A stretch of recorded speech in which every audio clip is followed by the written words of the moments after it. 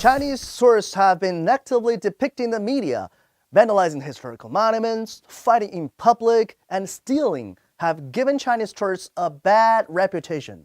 Forbes reported that Premier Li Keqiang said in 2015, more than 120 million Chinese people traveled abroad. So how many stories break out each day? Last year, only a few stories went viral. But how is this possible? If all Chinese tourists are bad, shouldn't we have millions of viral stories?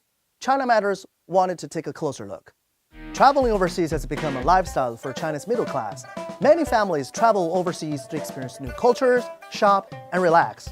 Among the huge number of Chinese tourists, there were a few cases that shocked and shaped the minds of many people. The media ate it up and pushed the idea of misbehaving Chinese tourists.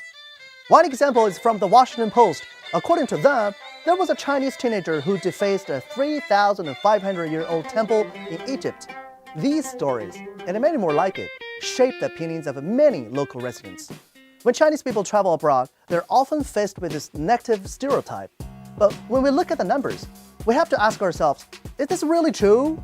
If all Chinese tourists were naughty, wouldn't we have more stories?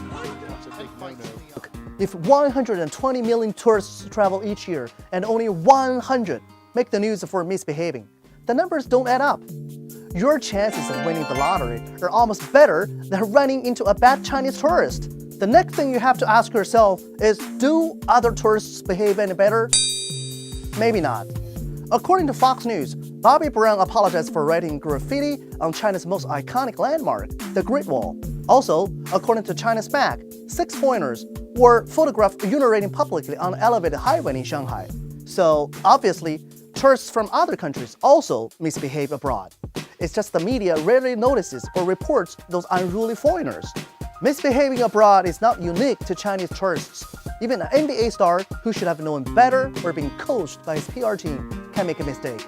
So we need to look at this objectively and critically when we look at the numbers and social posts. We have to remember, if all Chinese tourists were bad, there wouldn't be any other news. Currently, 120 million people are only producing 10 to 20 viral posts a year. Keep that in mind next time you bash Chinese tourists. If you think this video makes sense, then I'll introduce to you some misbehaving friends. Just kidding. Like us and share it with your friends.